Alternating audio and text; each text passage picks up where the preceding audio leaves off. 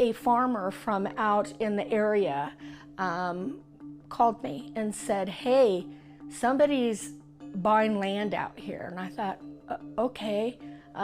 He goes, but it's a lot of land. So I went down to the county and looked at the property records, and I could see the name Flannery LLC, and that they had bought up at that time more than 20,000 acres. We ourselves got a letter offering to buy our ranch at inflated prices. We made it clear there's no way we're going to sell this ranch. They decided to sue the ones who would not sell to them. They came in the dark of night, kind of. They did this stuff secretly. You know, they've just ticked off a whole lot of the community, and then they have the gall to sue farmers that don't want to sell. It's just like, what are you thinking? Flannery also sued dozens of other family farmers who held out after discussing the value of their land amongst each other, accusing them of collusion and antitrust violations. Of course they talked. Farmers do that. People do that. So these farmers, what's happened is they are going broke trying to fight back against these billionaire boys. The buyers maintained a veil of secrecy around their identity until August 2023.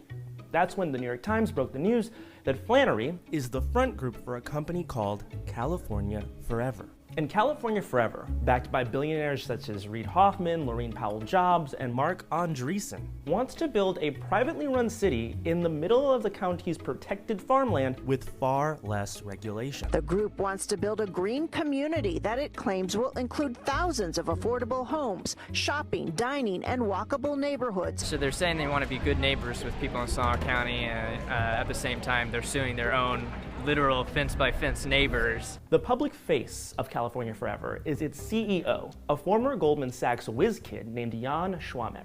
Schwamek has also been confronted by residents.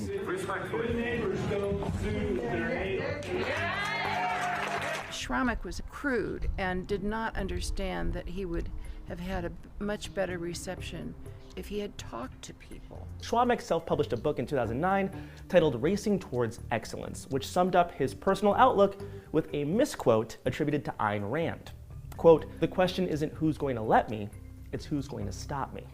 The stakes are sky high, both locally and for the nation. If the project goes through, a precedent will be set with billionaires able to buy their way through community resistance and create their own privately held societies. They did the same thing in Silicon Valley. They promised them all these houses and all this. Look at them now, unhoused. They're gonna do the same thing to us.